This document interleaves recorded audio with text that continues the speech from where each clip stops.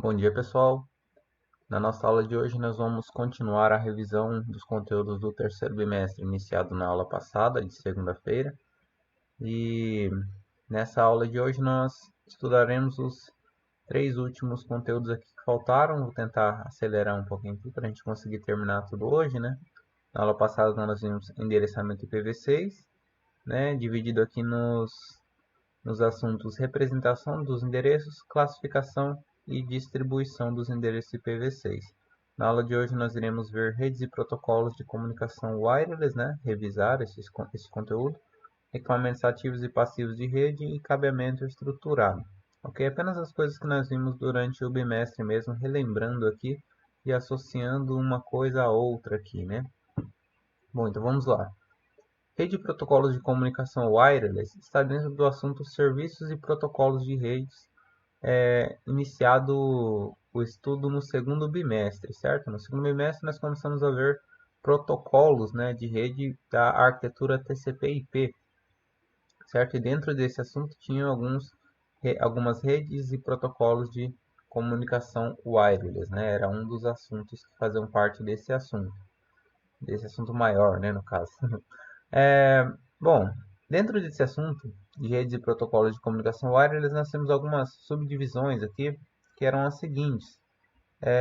Os protocolos, né, em si, né, o nome aqui dos protocolos, né, que no caso são dois principais aqui, quando a gente trata de redes sem fio, né, redes wireless, são os protocolos CSMA/CA e o protocolo I3E 802.11, né, um é mais difícil de lembrar, enquanto um é uma sigla, né, o outro é um número aqui, né. Esse I3E aqui na verdade é uma sigla também, mas é uma sigla para Instituto de Engenheiros Eletricistas e Eletrônicos, certo? Então é uma associação e aqui é um número da norma, de uma norma, de um protocolo, no caso aqui em si, certo? Vou falar desse aqui primeiro. Esse protocolo aqui, ele trata de regras para determinados tipos de redes sem fio, de redes wireless, certo? E esse protocolo ou essa norma, né, possuem algumas variações indicadas por essas letras aqui, né, diferenciadas por essas letras A, B, G e N, em que cada uma dessas variações, elas possuem diferenças em relação umas às outras, certo? Aqui nessa tabela aqui embaixo mostra quais são essas diferenças, né? Então, a I3E802.11a opera em banda de frequência, por exemplo, que é uma das diferenças entre elas, de 5 GHz, com uma taxa de transferência de 54 megabits por segundo e tem um alcance de 30 metros. A B opera em banda de 2,4 GHz, assim como a G, possui uma taxa de transferência de 11 megabits por segundo e tem um alcance de 20 metros. A G aqui, 2,4 GHz também, 54 megabits por segundo e 20 metros de alcance. E quanto a N, opera além de 2,4 também em 5 GHz, tem uma taxa de transferência máxima aqui de 150 megabits por segundo ou mais, e o alcance aqui de 250 metros. Tá? Esse alcance aqui, né, como eu havia explicado no vídeo durante as nossas aulas, eu encontrei em uma outra fonte diferente do que eu encontrei o alcance dessas aqui, onde a fonte que eu utilizei que informava esses limites de alcance não informava para o N, né? Então eu não tenho muita certeza se é exatamente essa distância, que a diferença é bem grande para as outras, né? Mas pelo que eu vi seria essa distância aqui, ok? Bom, continuando aqui, a, as redes de comunicação wireless aqui no caso, elas podem operar em dois tipos de arquitetura aqui, certo? Que é a forma de montar a rede, certo? Um dos equipamentos principais em uma rede sem fio, uma rede wireless, é o AP, né? O Access Point, o ponto de acesso. Seria o aparelho que distribui o sinal sem fio, normalmente conectado a um switch ou um roteador, mas normalmente diretamente num switch, certo? E o sinal então da rede, né, dos computadores ligados através de cabeamento, né, no switch vai ser passado para o AP através dessa ligação com o switch e e aí configuram, né, a junção dos equipamentos, né, o AP com os outros dispositivos sem fio, configuram dois tipos de arquitetura sem fio aqui, dois tipos de arquitetura wireless. A arquitetura chamada ad hoc e a arquitetura chamada modo infraestrutura, né? São dois modos aqui, certo? Esse modo ad hoc aqui, na verdade, ele não utiliza APs, não utiliza access point. A ligação sem fio ocorre diretamente entre os computadores, certo? Por exemplo, o Bluetooth opera em modo ad hoc, não tem um ponto de acesso central que distribui o sinal, né? O Bluetooth é um tipo de rede sem fio, né? Um tipo de rede wireless que você já conhece, e a, a conexão entre os dispositivos é direta, certo? É possível operar em modo ad hoc também numa rede de computadores maior, com, por exemplo, não dá para chamar de Wi-Fi, mas é uma rede que liga diretamente um notebook, por exemplo, a outro sem a necessidade de um, um roteador sem fio ou um AP, certo? Tem como fazer também isso, mas não é muito comum. O mais comum em redes que tem computadores ou notebooks é esse modo infraestrutura aqui, certo? Esse modo infraestrutura aqui, então ele tem um equipamento central, que é o access point, que vai distribuir o sinal sem fio para que os computadores, né, nessa rede consigam se comunicar uns com os outros ou ter acesso à internet, por exemplo. Certo? Esse modo infraestrutura aqui, ele opera em duas arquiteturas aqui, chamadas BSS e ESS. Esse BSS seria um conjunto de serviço básico aqui, certo? Basicamente isso significa a sigla em inglês, Basic Service Set, enquanto esse ESS significa Extended Service Set, ou conjunto de serviço estendido. Nesse BSS aqui, existe apenas um AP, tá, na rede sem fio construída, um access point. E esse access point vai distribuir o sinal para os computadores, né? E se os computadores forem para longe desse AP, né, o sinal vai perdendo força e o computador que estiver longe não vai conseguir se comunicar, né, com os outros que estiverem na rede. Esse modo ESS opera com mais de um AP, mais de um access point na mesma rede. E esse ou outros access points, pode ser 2, 3, 4, né? Servem para expandir, tá, o limite de alcance do sinal sem fio. Ele tem um access point principal, assim, né? Que vai transmitir o sinal para os outros access points que vão apenas repetir esse sinal para uma área maior, certo? É assim que funciona esse modo ESS da arquitetura ESS do modo infraestrutura aqui, então, certo? Ele tem mais de um AP, tá? Distribuindo o mesmo sinal sem fio, tá? E se a pessoa se afastar de mais de um dos APs e tiver um outro AP distribuindo, né, repetindo o sinal do primeiro, né? A pessoa vai conseguir se conectar ainda à rede, né? Diferente desse BSS que é apenas um AP, não mais do que isso, ok? Aqui temos uma figura que exemplifica isso, né? Temos uma rede home Wi-Fi aqui, né? Sendo transmitida por esse AP aqui, né? Por esse roteador sem fio ou access point. E distante, né, desse aqui, fora do raio de abrangência do sinal dele aqui, tem um outro roteador que ele vai conseguir identificar esse sinal do primeiro e repetir esse sinal para que se as pessoas perderem a conexão de uma de um dos APs, né, consigam se conectar ainda à rede através do outro AP, certo? É o que a gente chama de roaming, certo? Roaming é essa troca de roteadores aqui quando se afasta de um e se aproxima do outro, ok?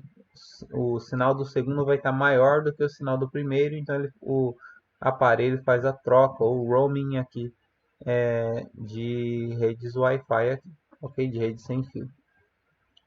Bom, continuando aqui, outro assunto que nós temos aqui dentro das redes de protocolos de comunicação wireless é a ativação dos access points, certo? O access point, para que ele configure uma rede sem fio, ele precisa ser ativado, configurado, né? Eles possuem um IP padrão utilizado para acesso remoto. Normalmente nós acessamos através do nosso navegador, né? Por exemplo, eu poderia digitar aqui 92.68.1.1. Ele vai acessar aqui uma interface do meu roteador aqui de casa que funciona como um AP, né? E aí, às vezes ele pede o nome de usuário e senha, ou às vezes ele pede só a senha, vai depender do modelo do roteador, tá? A configuração também muda de acordo com o roteador. Mas então possuem um IP padrão de acesso, né? Que a gente acessa normalmente pelo navegador. E aí a gente configura algumas coisas depois de acessar a interface dele pelo navegador. Algumas coisas são, por exemplo, o SSID, que é o nome da rede, certo? É um nome que aparece quando a gente clica aqui na rede e vai aparecer, né, o nome das redes aqui. Esse nome que a gente identifica as redes, ok? Outra opção que dá para ativar é o Broadcast SSID, que seria como eu posso dizer, deixar visível o nome da rede para qualquer pessoa que tiver um aparelho e quiser se conectar ao Wi-Fi, tá? Por exemplo, as redes que aparecem aqui estão com o Broadcast SSID ativado, né? É possível desativar isso e para a pessoa conseguir se conectar na rede wireless que tem esse nome de rede, a pessoa tem que digitar o nome da rede, tem que saber o nome da rede e digitar, né?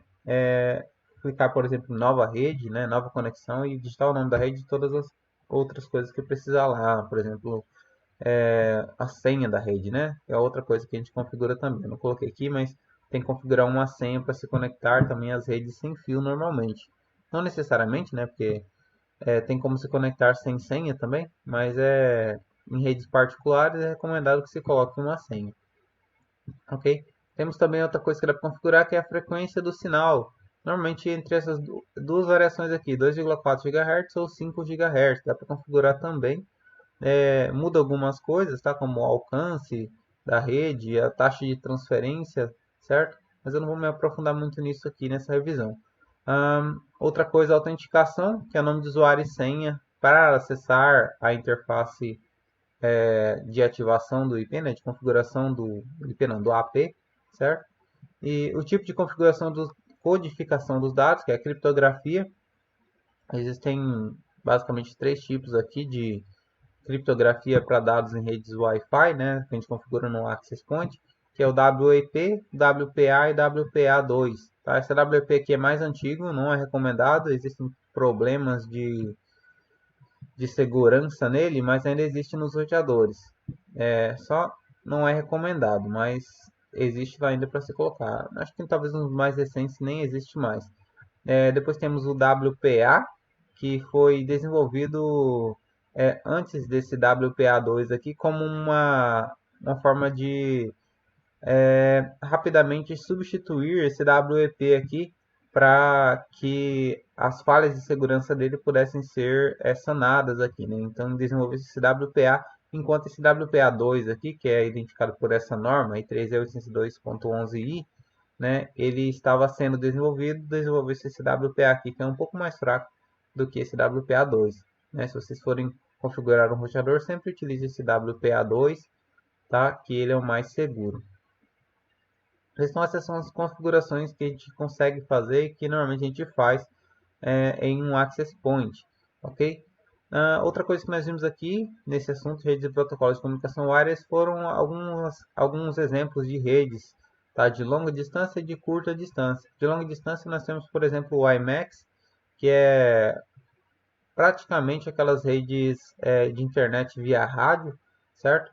Existe alguma diferençazinha, mas dá para se entender como internet via rádio. Tá? A gente tem grandes antenas, né, em localidades específicas que vão distribuir o sinal, né, para distâncias grandes, por exemplo, dentro de uma cidade inteira. Temos também esse LTE, que é o 4G, são as redes sem fio de internet telefônicas, tá? De aparelhos celulares, então, o tal do 4G aqui, né? É um outro exemplo, então, de redes de longa distância, as redes é, de internet via telefone, né, via celular. Temos as redes wireless de curta distância também, com dois exemplos aqui, que são o Zigbee e o Bluetooth. Tá? Esse Zigbee aqui é usado para conexão de sensores, aparelhos usados em indústrias, certo? Esse tipo de coisa. Ele não é muito utilizado em aparelhos muito comuns, como celulares, notebooks, certo? Mas já o Bluetooth aqui, ele é bastante utilizado em celulares, em notebooks, em outros dispositivos também, caixas de som, né, sem fio, fones de ouvido sem fio, né, o Bluetooth é bastante utilizado aqui. Para troca de dados, né, é bastante perceptível o uso dele nos celulares, né, nos aparelhos smartphones. Bom, para trazer sem fio, então é basicamente isso, a revisão. Tem mais coisas, mas só para a gente relembrar, né? Vou parar por aqui a explicação dessa parte. Vamos ir para a segunda parte, que é dos equipamentos ativos e passivos de rede e o cabeamento estruturado, que entra dentro do assunto arquitetura de redes aqui, né? Que, como eu comentei também na aula de segunda-feira, se relaciona com, por exemplo, aquelas, como que se diz? A forma de montar a rede, né? A topologia, isso. A topologia de rede também entraria aqui dentro de arquiteturas, mas temos esses dois assuntos também dentro de arquiteturas. Os equipamentos que fazem parte de uma rede são um deles, certo? E aí temos uma divisão entre os equipamentos aqui que são equipamentos ativos e equipamentos passivos. Equipamentos ativos são os que fazem algum tratamento no fluxo de informação que passa por eles, certo? E os equipamentos passivos são aqueles que não fazem nenhum tratamento, tá? Não tem muito o que se aprofundar nesse assunto aqui. Os equipamentos passivos só apenas eu tenho alguns exemplos aqui para entender melhor e também exemplos de passivos aqui. Ativos temos como exemplo o roteador, o switch, o hub, servidores, placa de rede, firewall, access point e modem, né? A gente percebe que todos eles aqui são equipamentos elétricos, né? Passa sinal elétrico e eles, mas não significa que todo equipamento que são elétricos são ativos, tá? Todos os ativos são elétricos, mas eles também têm que fazer algum tratamento no fluxo de informação que passa por eles, tá bom? O roteador aqui, por exemplo, né?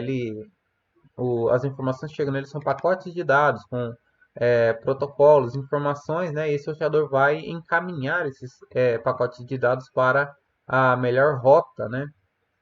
Que ele considerar aqui para que chegue mais rápido, né, da melhor forma possível no destinatário, certo?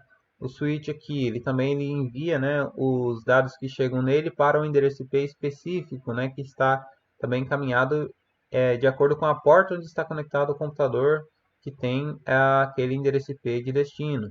O hub, apesar de aparentemente ele não fazer nenhum tratamento na informação, ele encaminha para todas as portas dele a informação que chega até ele. Então ele faz um determinado tipo de tratamento, que é encaminhar para todas as portas, né? Duplicar a informação, né? Multiplicar ela mais ou menos. Né? É a mesma informação, né? Mas ele vai subdividir essa informação e enviar para todos os computadores que estiverem conectados nele.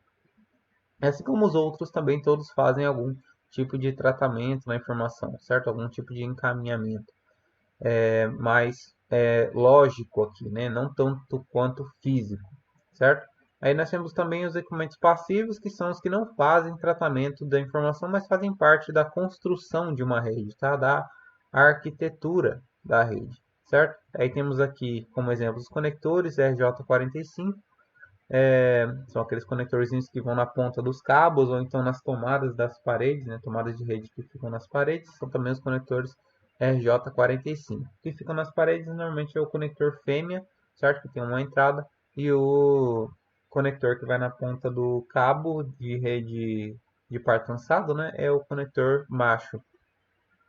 Nós temos também tubos de polietileno, que é por onde vão passar os cabos normalmente, fontes de alimentação para os aparelhos, como por exemplo o roteador, o switch, o hub, né? Fontes de alimentação, então passa energia por essa fonte de alimentação, mas ela não faz nenhum tratamento de informação, né? Inclusive nem passa informações ali por ela.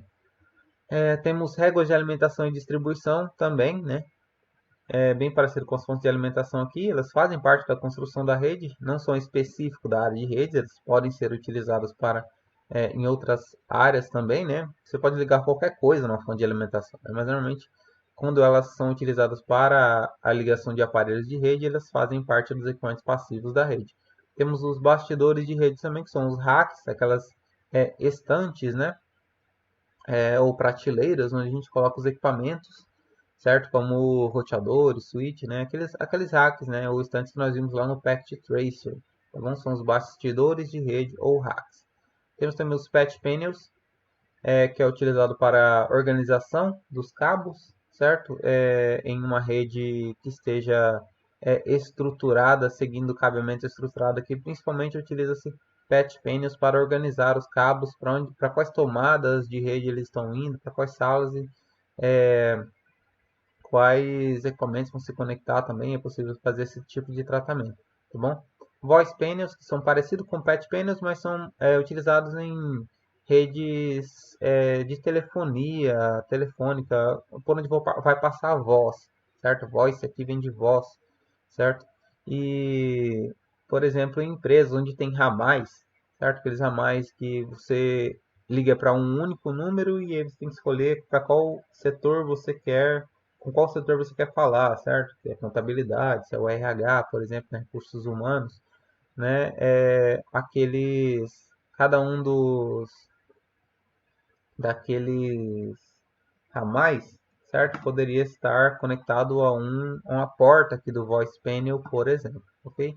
Temos patch cords também, ou cabos de manobra, que são cabos de rede de par trançado normalmente, curtos, tá? E já com os conectores prontos, você não precisa limpar ele, certo? Não precisa colocar o conector no cabo, o cabo já vem pronto com o conector. E o tamanho desses patch cords, né, variam, o tamanho desses cabos variam, mas eles servem normalmente para ligar equipamentos que estão próximos ou algum equipamento em um patch panel, ok?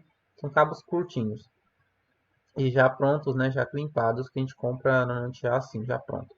Temos também calhas, que assim como os tubos aqui de polietileno servem para a passagem dos cabos também. E temos, obviamente, os próprios cabos de rede, que também são equipamentos passivos, né? Passa dados por eles, mas eles não fazem nenhum tratamento, não distribuem, não fazem nada com os dados que passam por lá. Servem de passagem apenas, certo? Para os dados que trafegam ali, né? Em forma de sinais elétricos, no caso. Certo? Então, quanto a esse assunto, é basicamente isso. Só o que, que eles são, qual a diferença entre os equipamentos ativos e passivos e alguns exemplos aqui, tá? Para que se compreenda melhor essa diferença. Certo? Outro assunto que nós vimos também foi o cabeamento estruturado, que está muito relacionado com os equipamentos ativos e passivos. Por quê? Porque o cabeamento estruturado são um tipo de norma, né? São normas para a boa construção de uma rede de computadores, principalmente em ambiente empresarial. E esses equipamentos ativos e passivos fazem parte, né, da construção dessa rede, né? E as normas do cabeamento estruturado definem como que eles devem estar relacionados uns com os outros, certo? Onde eles devem ser colocados, por exemplo, e entre outras coisas. E onde eles devem ser colocados, normalmente são colocados em alguns dos subsistemas aqui do cabeamento estruturado, tá? Então, o cabeamento estruturado tem alguns subsistemas aqui, que é até onde a gente chegou a se aprofundar, certo? Que são, no caso aqui, 6 subsistemas. Na entrada de facilidades, a sala de equipamentos, o cabeamento vertical, a sala ou armário de telecomunicações, o cabeamento horizontal e a área de trabalho.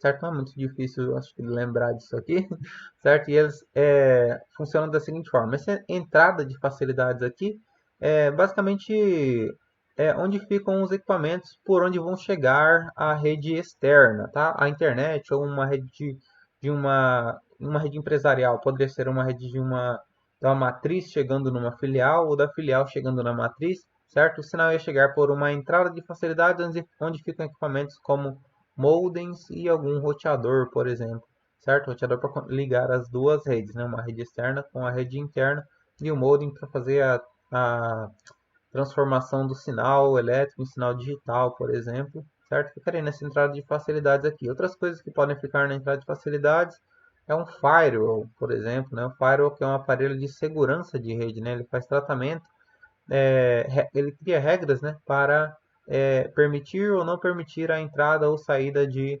dados dependendo de algumas características do pacote de dados lá. Por exemplo, qual o protocolo que está transmitindo determinado dado, ou qual é o IP que está sendo transmitido, ou qual a faixa de IP que está sendo que é definida no pacote, certo? Se aquela faixa de IP pode ou não é, trafegar por ali, né? Por essa entrada de facilidades aqui, né? os pacotes terão que passar pelo firewall aqui. O firewall vai verificar se aquele pacote pode ou não entrar ou pode ou não sair da rede. Certo? Então, nessa entrada de facilidade ficam esses equipamentos, além de outros, tá? Podem vir outros equipamentos aqui também. Mas são equipamentos relacionados à entrada e saída do fluxo de informações, tá? Da rede onde esses equipamentos estão instalados.